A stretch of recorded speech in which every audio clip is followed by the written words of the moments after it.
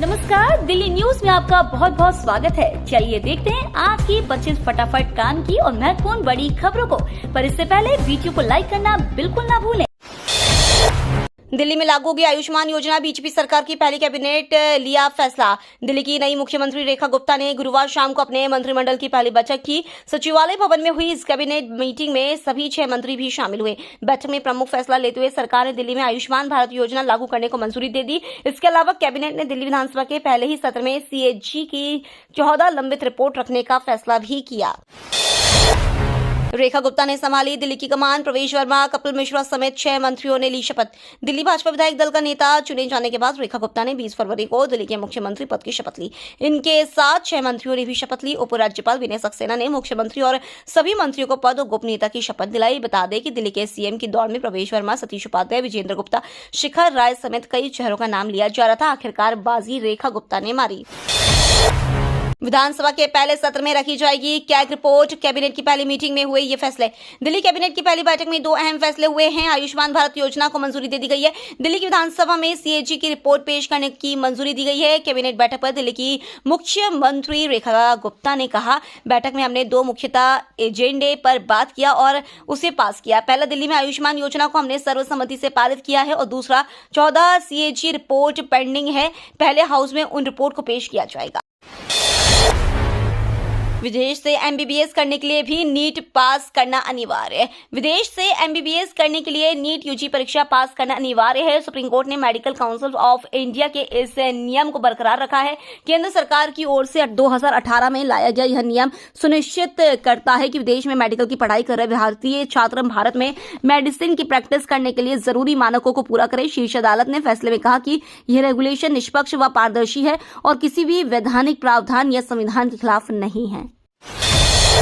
कांग्रेस अध्यक्ष ने केंद्र पर साधा निशाना, कहा खतरे में देश की राष्ट्रीय सुरक्षा और क्षेत्रीय अखंडता। कांग्रेस अध्यक्ष मल्लिकार्जुन खड़गे ने गुरुवार को मोदी सरकार पर निशाना साधा। खड़गे ने कहा कि चीन अरुणाचल प्रदेश की सीमा पर 90 नए गांव बसा रहा है। उन्होंने आरोप लगाया कि मोदी सरकार देश की राष्ट्रीय सुरक्षा, क्षेत्रीय अखंडता और संप्रभुता को खतरे में डाल रही है। एक्स पर पोस्ट में कांग्रेस अध्यक्ष खड़गे ने आरोप लगाया कि मोदी सरकार की प्राथमिकता पीआर स्टंट और झूठे विज्ञापन है, राष्ट्रीय सुरक्षा नहीं। सीएम घोषित होने के 24 घंटे में लाखों ने किया गूगल सर्च, एक्स पर आई फॉलोवर्स की बाढ़। भाजपा विधायक दल का नेता चुने जाने के बाद रेखा गुप्ता आभासी दुनिया में वायरल रही। 24 घंटे से भी कम समय में दिल्ली की नई मुख्यमंत्री को 2 लाख से भी ज्यादा बार गूगल पर सर्च किया गया है। सर्च वॉल्यूम इतना अधिक रहा कि गूगल को यह बताने के लिए सर्च बॉक्स में उनके नाम की सलाह देनी पड़ी कि वह इस वक्त ट्रेंड कर रही हैं। सबसे कम गेंदों पर 200 वनडे विकेट पूरे करने वाले गेंदबाज बने शमी। भारतीय टीम की तेज गेंदबाज मोहम्मद शमी ने बांग्लादेश के खिलाफ चैंपियंस ट्रॉफी के मुकाबले में शानदार प्रदर्शन किया। शमी टीम के अनुभवी गेंदबाज हैं और उनसे इसी तरह के प्रदर्शन की उम्मीद थी। शमी ने इस दौरान एक खास उपलब्धि अपने नाम कर ली है। वह सबसे कम गेंदों पर वनडे में 200 विकेट पूरे करने वाले गेंदबाज बन गए हैं। शमी ने यह उपलब्धि 5126 वनडे गेंदों पर हासिल की। सीएम की कुर्सी पर बैठते ही रेखा गुप्ता के बयान ने बढ़ाई केजरीवाल की टेंशन। दिल्ली में नई सरकार का गठन हो गया है। मुख्यमंत्री रेखा गुप्ता और उनके कैबिनेट ने गुरुवार को रामलीला मैदान में शपथ ली। उसके बाद पूरा कैबिनेट दिल्ली सचिवालय में अपने पद संभालने के लिए पहुंचा। इस सबके बाद मुख्यमंत्री रेखा गुप्ता ने आम आदमी पार्टी के राष्ट्रीय संयोजक अरविंद केजरीवाल पर हमला बोला। रेखा गुप्ता ने कहा कि अरविंद केजरीवाल को एक एक पैसा का हिसाब देना होगा।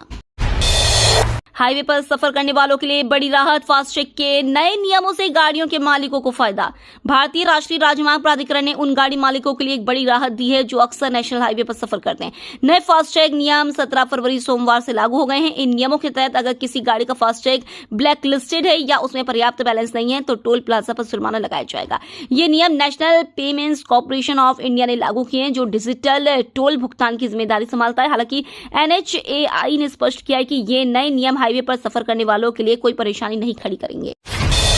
एमबीबीएस डॉक्टरों के लिए यूपीएससी ने निकाले 705 पद। संघ लोक सेवा आयोग ने कंबाइंड मेडिकल सर्विसेज एग्जामिनेशन 2025 का नोटिफिकेशन जारी कर दिया है। यूपीएससी सीएमएस भर्ती 2025 के तहत 705 पद भरे जाएंगे। इच्छुक व योग्य उम्मीदवार यूपीएससी की ऑफिशियल वेबसाइट पर जाकर आवेदन कर सकेंगे। इस भर्ती के लिए 19 फरवरी से आवेदन प्रक्रिया भी शुरू हो गई है। आवेदन की अंतिम तिथि 11 मार्च 2025 है।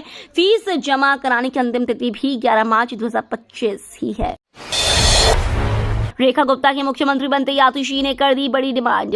दिल्ली की पूर्व मुख्यमंत्री आतिशी ने गुरुवार को रेखा गुप्ता को मुख्यमंत्री बनाए जाने की पहली बधाई दी और फिर भाजपा के घोषणा पत्र के मुताबिक दिल्ली में महिलाओं को 2500 रुपए देने की मांग की। उन्होंने कहा कि रेखा गुप्ता अपने पहले कैबिनेट बैठक में इस फैसले पर मुहर लगाए। एक महिला मुख्यमंत्री होने के नाते रेखा गुप्ता जी से उम्मीद है कि वह दिल्ली की महिलाओं से किया गया वादा जरूर पूरा करेंगी। दिल्ली की नई सीएम समेत 5 मंत्रियों पर आपराधिक मामले, 2 मंत्री अरबपति। दिल्ली की मुख्यमंत्री रेखा गुप्ता ने गुरुवार को अपने 6 मंत्रियों के साथ रामलीला मैदान में पद और गोपनीयता की शपथ ली। एडीआर की रिपोर्ट में दावा किया गया है कि इनमें से मुख्यमंत्री समेत 5 मंत्रियों के खिलाफ आपराधिक मामले दर्ज हैं। चुनाव अधिकार निकाय एसोसिएशन फॉर डेमोक्रेटिक रिफॉर्मर्स के अनुसार दिल्ली में शपथ लेने वाले मंत्रियों में से मुख्यमंत्री सहित 5 ने अपने खिलाफ आपराधिक मामले घोषित किए। इनमें से 2 मंत्री अरबपति हैं। एमसीडी डंपर ने छात्रा समेत 2 को रौंदा, पिता के सामने तड़प तड़प कर गई जान। दिल्ली नगर निगम के डंपर चालक ने 10वीं कक्षा की परीक्षा देने जा रही छात्रा और उसके लिफ्ट देने वाले बाइक सवार युवक को ओखला स्टेट मार्ग पर कुचल दिया। इससे दोनों की मौके पर ही मौत हो गई। परीक्षा में देरी से बचने के लिए जाम में फंसे छात्रा के पिता ने उसे बाइक सवार युवक से परीक्षा केंद्र तक लिफ्ट दिलाई थी। थाना गोविंदपुरी पुलिस ने आरोपित चालक को गिरफ्तार कर डंपर को जब्त कर लिया है। आवारा जानवर तभी हटेंगे जब बीजेपी सरकार हटेगी, अखिलेश यादव ने बजट के बहाने योगी को घेरा। यूपी सरकार ने गुरुवार यानी 20 फरवरी को वित्तीय वर्ष 2025-26 के लिए 8,736 करोड़ 6 लाख रुपए का बजट पेश किया। अब इसे लेकर सपा प्रमुख अखिलेश यादव ने प्रतिक्रिया दी। उन्होंने योगी सरकार पतन करते हुए कहा कि अगले साल वह आखिरी बजट पेश करेंगे, फिर नई सरकार आएगी। यूपी में छुट्टा जानवर तभी हटेंगे जब भाजपा सरकार हटेगी। समाजवादी पार्टी प्रमुख अखिलेश यादव ने बजट को बड़ा ढोल करार देते हुए कहा कि इसमें आवाज तो बहुत है मगर ये अंदर से खाली है। दिल्ली एनसीआर में मौसम ने ली करवट, सुबह के बाद शाम को भी बूंदाबांदी। दिल्ली एनसीआर में मौसम ने करवट बदल लिया है। गुरुवार सुबह राष्ट्रीय राजधानी के कई इलाकों में हल्की बारिश हुई। दोपहर में तेज हवाएं चलने के बाद नोएडा सहित दिल्ली के हिस्सों में देर शाम को भी बूंदाबांदी शुरू हो गई। मौसम विभाग ने आज भी हल्की बूंदाबांदी के साथ आसमान में बादल छाए रहने का अनुमान जताया है। दिल्ली में 50 करोड़ की हेरोइन जब्त हुई। पुलिस ने इंटरनेशनल ड्रग तस्करों का हुआ भांडाफोड़। नई दिल्ली में मणिपुर के 3 लोगों को 10 किलोग्राम हेरोइन के साथ गिरफ्तार किया गया है। इसकी अंतर्राष्ट्रीय बाजार में कीमत 50 करोड़ रुपए से अधिक है। दिल्ली पुलिस की विशेष शाखा ने मणिपुर निवासी मित्रलाल खातीवाड़ा उर्फ मनोज कृष्णा न्योपनी और आकाश कार्की को गिरफ्तार कर एक अंतर्राज्यीय मादक पदार्थ गिरोह का भांडाफोड़ करने का दावा किया है। दिल्ली हाईकोर्ट ने केंद्र सरकार से जवाब मांगा। सुब्रमण्यम स्वामी ने लगाई है याचिका। कांग्रेस सांसद और लोकसभा में विपक्ष के नेता राहुल गांधी की नागरिकता को लेकर दिल्ली हाईकोर्ट ने केंद्र सरकार से जवाब मांगा है। कोर्ट ने मामले की अगली सुनवाई 26 मार्च को तय की है। बीजेपी नेता सुब्रमण्यम स्वामी ने 2019 में केंद्रीय गृह मंत्रालय में एक शिकायत दर्ज कर आरोप लगाया था कि राहुल गांधी द्वारा ब्रिटिश अधिकारियों को सौंपे गए डॉक्यूमेंट में खुद को ब्रिटिश नागरिक घोषित किया है। स्वामी ने तर्क दिया है कि यह भारतीय संविधान और नागरिकता अधिनियम का उल्लंघन है और यह ब्रिटिश पासपोर्ट रखने के बराबर है। स्वाति मालीवाल को बड़ा झटका। दिल्ली हाईकोर्ट का एफआईआर रद्द करने से इनकार। दिल्ली हाईकोर्ट से आप सांसद स्वाति मालीवाल को बड़ा झटका लगा है। कोर्ट ने उनके खिलाफ दर्ज एफआईआर को रद्द करने से इनकार कर दिया है। उनके खिलाफ 14 साल की एक रेप पीड़िता की पहचान का कथित तौर पर खुलासा करने के लिए केस दर्ज है। दिल्ली पुलिस ने 2016 में मालीवाल के खिलाफ एफआईआर दर्ज की थी। 27 साल बाद दिल्ली विधानसभा में भाजपा ने वापसी की है। नई गठित सरकार का नेतृत्व रेखा गुप्ता के साथ साथ प्रवेश वर्मा के हाथ में भी रहेगा। भाजपा हाईकमान ने रेखा गुप्ता को सीएम बनाया। वहीं सूत्रों के हवाले से जानकारी मिल रही है कि प्रवेश वर्मा को डिप्टी सीएम बनाया जाएगा। आपको बताते चले कि प्रवेश के पास शिक्षा मंत्रालय समेत 3 विभाग दिए जाने की बात सामने आ रही है।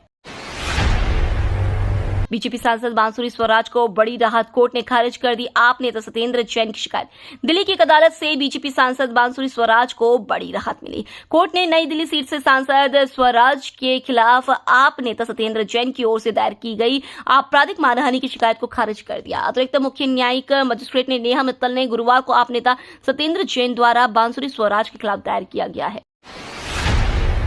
राहुल गांधी के बयान पर मायावती का करारा पलटवार। बहुजन समाज पार्टी की सुप्रीमो मायावती ने कांग्रेस नेता राहुल गांधी के एक बयान पर गुरुवार को पलटवार किया है। लोकसभा में नेता प्रतिपक्ष राहुल गांधी ने एक बयान में कहा था कि मायावती बीजेपी की बी टीम की तरह काम कर रही है। राहुल के इस बयान पर यूपी की पूर्व मुख्यमंत्री ने भड़कते हुए कहा कि उनकी पार्टी ने जब भी कांग्रेस जैसी जातिवादी पार्टियों के साथ गठबंधन का चुनाव लड़ा है तो बीएसपी को उनका वोट ट्रांसफर नहीं हुआ है।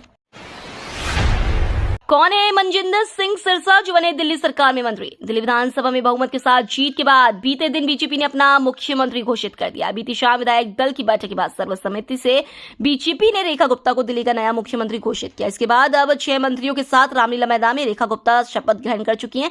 रेखा कैबिनेट के मंत्रियों में एक नाम मनजिंदर सिंह सिरसा का भी है। रेखा गुप्ता को सीएम बनते ही दिल्ली पुलिस ने दी Z श्रेणी की सुरक्षा। दिल्ली पुलिस प्रवक्ता कार्यालय के अनुसार सीएम बनते ही उन्हें सुरक्षा दी गई है। केंद्र सरकार की ओर से Z कैटेगरी की सुरक्षा दी गई है। दिल्ली पुलिस के जवान उनके साथ तैनात रहेंगे। उन्हें केंद्रीय गृह मंत्रालय के येलो बुक की सुरक्षा गाइडलाइन के तहत Z सिक्योरिटी दी गई है, जिसमें वीआईपी और वीवीआईपी की प्रोटोकॉल का पूरा विवरण है। टीम इंडिया ने चैंपियंस ट्रॉफी का जीत से किया आगाज। पहले मैच में बांग्लादेश को 6 विकेट से रौंदा। दुबई में चैंपियंस ट्रॉफी के दूसरे मैच में भारत ने बांग्लादेश को 6 विकेट से हरा दिया है। बांग्लादेश द्वारा दिए 229 रन के टारगेट का पीछा करने उतरे भारत की ओर से सबसे ज्यादा 101 रन शुभमन गिल ने बनाए। दूसरे नंबर पर रोहित शर्मा रहे, जिन्होंने 41 रन की पारी खेली। कल के मैच में मोहम्मद शमी ने 5 विकेट चटकाए हैं, जबकि हर्षित राणा ने 3 और अक्षर पटेल ने 2 विकेट लिए। दिल्ली में नए विभागों का बंटवारा। सीएम रेखा गुप्ता के पास वित्त विभाग। दिल्ली की मुख्यमंत्री रेखा गुप्ता ने अपने पद की शपथ लेने के बाद अपने 6 कैबिनेट मंत्रियों को विभागों का बंटवारा कर दिया है। मुख्यमंत्री रेखा गुप्ता ने खुद के पास सामान्य प्रशासन सेवाएं, वित्त, राजस्व, महिला एवं बाल कल्याण, भूमि एवं भवन, जनसंपर्क, सतर्कता एवं प्रशासनिक सुधार विभागों की जिम्मेदारी रखी है। ये तो थी आज की बड़ी खबरें। रोजाना ऐसी ही सबसे पहले अपडेट पाने के लिए चैनल को सब्सक्राइब करना बिल्कुल ना भूलें। धन्यवाद।